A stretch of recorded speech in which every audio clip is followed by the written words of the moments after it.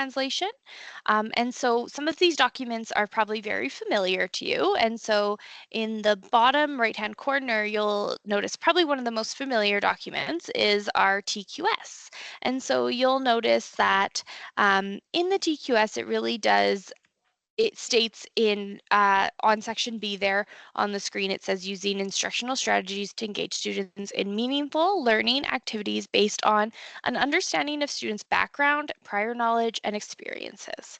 And one piece I'd like to look at today is the use of translation to be able to build up students' background knowledge or prior experiences when maybe there's a gap in that prior experience or knowledge.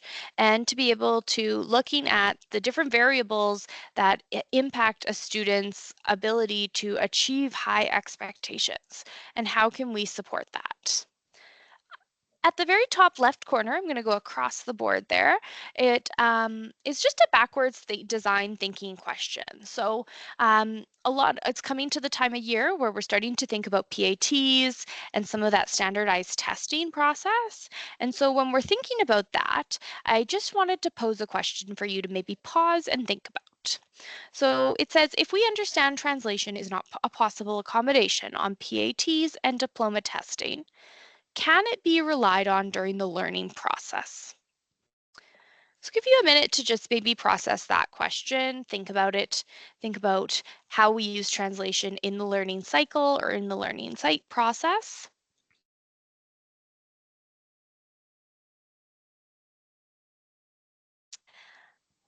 And the last one I'm going to highlight, although there is more on the screen for you to take a look at, is the top right corner. And so it says English language learners have an immediate need to communicate with their English speaking peers and teachers.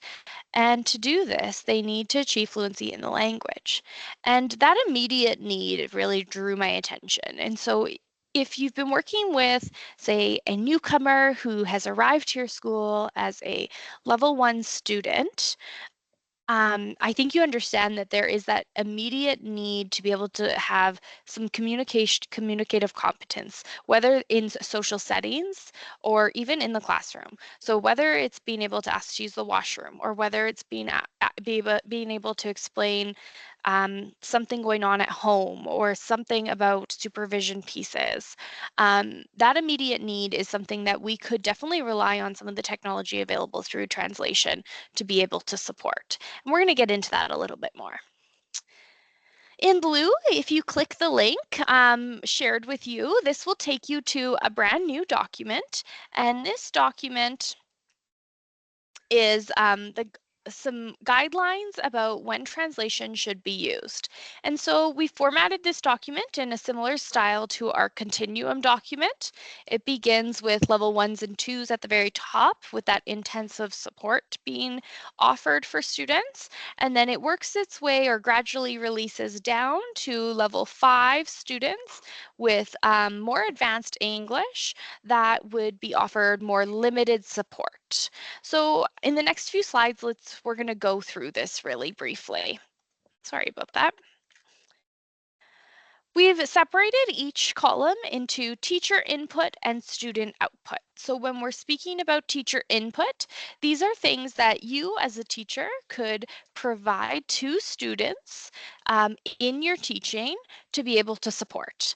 Student output is ways that a student would be able to access translation tools to be able to support work that they're being asked to do. And so an intensive version of support when it's in relation to translation for teacher input might look like having the option to translate all words and sentences and instructions. The use of home language to clarify expectations, concepts, and reduce maybe students' anxiety. Providing bilingual resources, visuals, and peer support. And so I was very careful to make sure that I emphasize that word option when speaking to you about this. It's not an expectation to be translating all words, sentences, and instructions all day, every day for every language in your classroom. But for those students that might have newly arrived or essential information, it would be an option to be able to do that. For student output, this may look like allowing students to express thoughts in their home language, encouraging students to note take in both languages, and providing sentence frames when being expected to use English. For targeted support, which we would offer to, say, a level 3 or 4 EAL student, teacher input might look like being specific about the type of content you want to translate and maybe focusing more on academic vocabulary. Using translanguaging strategically, so asking students to code switch between the languages to support their understanding, and encourage English for general communication while allowing home language for complex ideas. So by level 3, 4, we know that students have definitely developed their BICS or their basic interpersonal language, but they might need some of that code switching or translanguaging support for the more complex ideas that they may have the background knowledge in their home language to access, but they might just need the bridge of the home language to English to be able to access or show you in the classroom. Student output might look like allowing students to use more English, but bridging some home language in to process some difficult concepts. So for example, if students are writing an expository piece of text, allowing students to maybe research or plan in their home language and then share their thoughts either bilingually on a piece of paper or on a computer, or just in English, whichever they're comfortable. Encourage bilingual writing. So being able to bridge and use cognates to build academic vocabulary, so words that have relations to each other, and provide structures and opportunities for transitioning to academic vocabulary. And for level 5, this is that kind of safety year for students. And we've been talking a lot about this on our team is it really is a year where we should be um, expecting the highest level of rigor for students. And so it's not just that they can get by on the playground with their English and can interact with some academic concepts in the classroom. It's that they have the language to interact with all academic content. And so whatever type of support you need to provide to have that high level of rigor, translation can be a tool still. So students may be able, or you may be able to translate unfamiliar academic terms and concepts for students to be able to bridge between their home languages. Reinforcing English sentence structure. Often we'll see students progress very quickly in the vocabulary and the cohesive devices even. They might be using many of them if they're taught them explicitly. But sometimes that sentence structure is something that holds them back at that level 5. And so to really bridge that piece, it's important to model and have guided practice with sentence structure so that students can see what is expected of them. Support independent English use while respecting students' multilingual skills. For students, it would be reasonable to expect responses in English with occasional home language support for highly complex ideas, facilitating academic discussions in English while validating students' multilingual identities, encouraging full participation in English using home language only really as a reference tool. And so when we look at that continuum of translation, we are often talking about students code switching or thinking of languages, multiple languages in their head. And the term for that is translanguaging. So translanguaging is the use of more than one language for communication, and it allows students to make full use of their linguistic resources. And so I often think of there is a quote from Modern Family, and I think it's Vergara is her name, and there's a quote that we have in many of our presentations, and she says something along the lines of, "You don't even know how smart I am in Spanish," and so. It's to think about that she has the background knowledge, she has that information in her head in a different language, and then it takes that translation piece to get it out and shared into English. And so some benefits of translation for EAL learners include the accessibility of different resources and knowledge, comprehension pieces, the ability to acquire more vocabulary if they're able to bridge to their home language. It increases students' confidence in the classroom, as well as their engagement, and really is an inclusive practice for students. And so I wanted to highlight what this might look like in some content areas. And so we're going to take a look at an example from grade 7 social studies, and then we'll take a look at an example of what translation might look like in a grade 5 math classroom.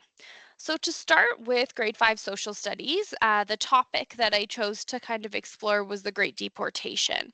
And so to be able to build some background knowledge, I might start with introducing the concept of the Great Deportation with a video. And on that video, I might include home language subtitles. And then we might move into some sort of carousel walk of images related to the Great Deportation. And with those images, I might pin those images and then have reflection thoughts on sticky notes with the ability for students to write in whichever language they wish. Working in peer groups to develop an infographic on one of the influencing factors of the Great Deportation, but allowing students to plan or research in whichever language that they feel the most comfortable with. In grade 5 math, if we were celebrating algebraic expressions involving 1 to 2 terms to describe an unknown value, which sounds complicated, but it's not quite as complicated as it sounds in a sentence. It might be important for me to teach and translate some of the subject-specific and academic vocabulary associated with these problems. So it might be that I create a dictionary, a picture dictionary, a visual dictionary with a column that includes students' home language for the words value, variable, term, expression, or solve.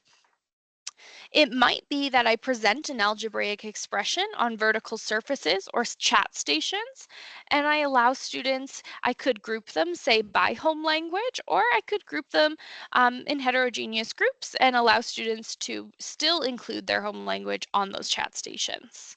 I could have students translate a word problem or parts of a word problem into their home language and then match that text with the English. I could have students express how to solve an expression through writing or speaking in their home language, and then of course bridge that with English as well. And just I'd like to leave you with one last consideration here. And so if a student has prior subject knowledge higher than their English proficiency, consider providing text in home language and in English. So you'll notice that on the screen, you'll see an example of a short text that I took from a science textbook about the life cycle of plants. And so the student that I say am teaching has a really good understanding of this because they came from formal schooling, and this is something that they've studied previously in their school experience. So what I did was I paired the English text from the textbook with Spanish text from the textbook. And then what I've asked the student to do was I've encouraged them to draw parallels between the two languages. So you'll see that I had the student go ahead and highlight words that they could see would be similar.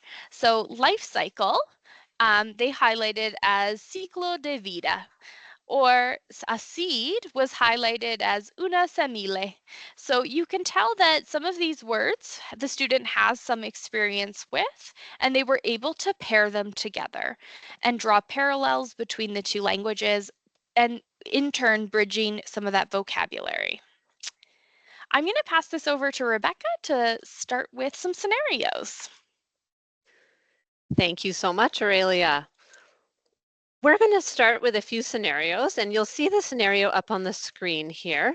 I will read it aloud as well, just so that you can, maybe if you're just listening to this, you can still get the information. So, scenario 1.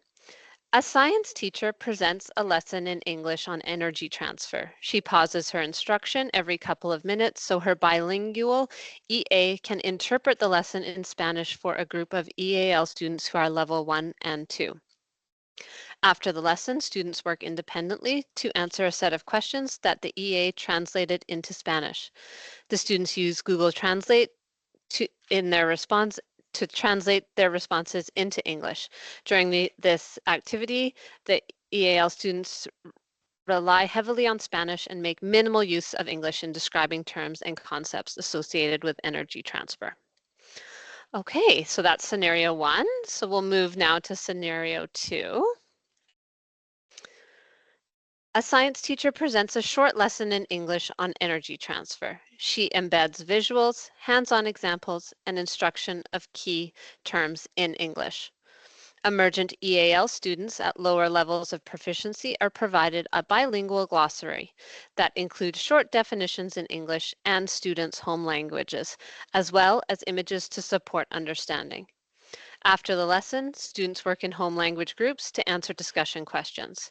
Students are able to discuss in any language they choose and then use their glossary and sentence frames to write responses in English. Okay, so that's our 2 scenarios there. So, as a reflection for these 2 scenarios, I'd like you to think about which scenario is a better example of intentional and strategic use of EAL students' home languages and why. And there's some sentence frames here. So you could say, I think blank example is better because, I think a student in example blank would develop English faster because, I think both are realistic because, I think example blank is hard because. So if you could take a little time here to add some responses in the chat, that would be great, and then we'll discuss afterwards.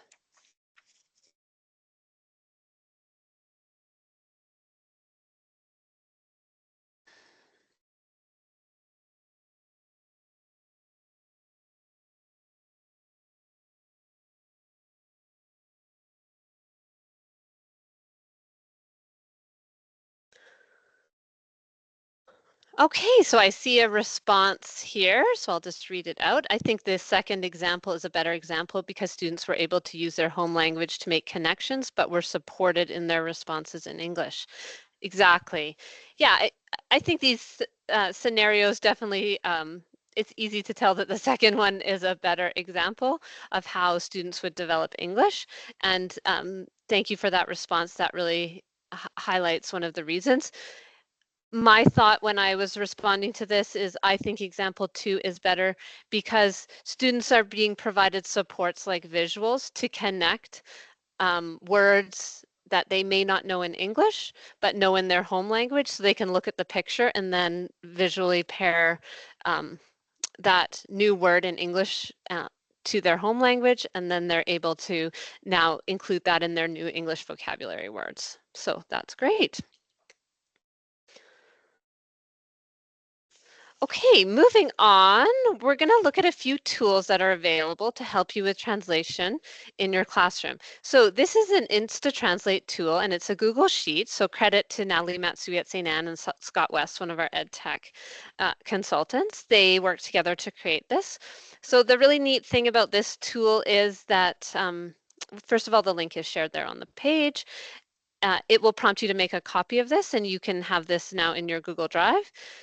There's instructions there on how to add languages, but the really neat thing about this tool is that you can type a simple command into the bottom of this tool, and it will then translate it into all the languages that you have listed above. So it's a way for you to give simple directions, especially for level 1 students who may have very limited English.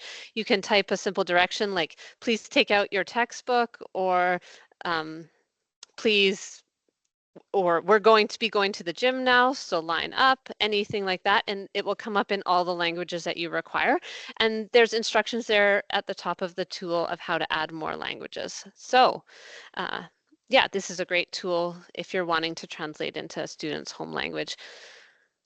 The next one I'm going to share here is Google Read and Write. This was shared last week in a co-taught that our EdTech team put on. So there is a translator tool that's available in Google Read and Write, and all students have this extension on any district Chromebooks. So the students can click the little button there that you see on the slide. And this is used for a single word. It does not translate large documents, and there are over 90 languages that can be used to translate on the website.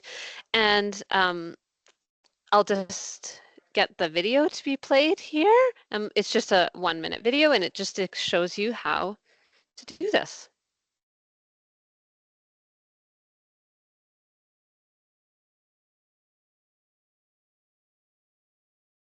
Now, I'm realizing the sound's probably not working, but I can talk you through it here. You would just highlight a word, and then you can see there that they clicked on the translator tool, and then it actually reads the word out in their home language as well when they use it. And then they're just going to walk you through here how to change the language. So you would just click on the 3 dots, and there's a variety of languages available there that would then be read. So again, the word shark is highlighted, they click on the translation tool, and then it writes the word in home language, and then also they have the option for it to be spoken to them in home language. So this is a great tool that students can use if they're working in Google Docs. And I did link the video here on the slide as well, so if you want to watch it with sound. And then I did link the Google Read and Write document that EdTech shared as well that has lots of information regarding the functionality of how you can use Google Read and Write. Okay, next we're going to look here at Book Creator. So this Book Creator is a website that all Calgary Catholic teachers have a premium subscription to. So it's available for you all to use. There's some introduction videos linked here, one-pager instructions, and how to assign book templates. So if you're interested in using Book Creator, and the really nice thing about Book Creator is that there's a lot of embedded tools inside Book Creator, some of which are related to translation that we'll talk about in the next couple of slides. But you can have students create their own books or use templates like the vocabulary book and journals. Students can record themselves reading a book. So if you're looking for examples of a student speaking, this is a great tool to use, and you can create a class library of students' books. So student voice would then be heard in the tasks that they've created for you. So just wanted to point out that in Book Creator, in edit mode, it's possible to translate the writing. So you would just, you can see on the screen here, highlight the piece of writing, and then you can right click, and then there's an option to translate, and you can see the different languages that are available there. The other one that is available is translating of audio. So if a student has included audio on their book, or if the teacher has provided audio, again, you would right click on the audio box that shows up in Book Creator, and then again, you could choose translate, and the audio would then be translated into home language for the student. And the last one here is read mode, and here Aurelia just took a screenshot of what it looks like when you're doing the read mode. It allows you to have transcription of what you're saying while you're saying it. So another great tool for translation in your classroom.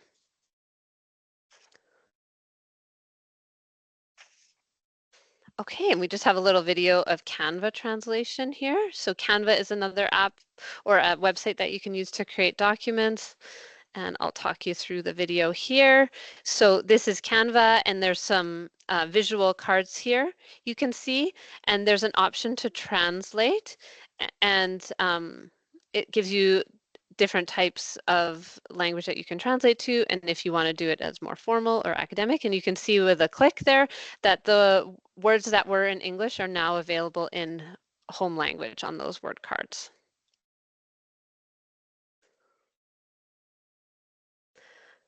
Okay, moving forward, we have Magic School AI. This is a AI tool that was created for teachers by teachers. just so you are aware, there is a pay portion of Magic School AI, but there is also a free portion available, and I've only ever used the free one, and any tools that I've wanted to use have been available in the free one. But you can see that there's a text translator kind of app on Magic School AI, so you can take any text and translate it into any language instantly. So that's a tool you can use for translation as well. And then the next one I'll discuss quickly is how you can add captions on YouTube. So not all videos have the closed caption available, but if they do, and it's been enabled, you can click on the closed caption button on YouTube, and then you could turn on auto translate, and then you can change the language to the language that you would choose. So the student would then be able to listen to the video in English, but have the closed captions in their home language.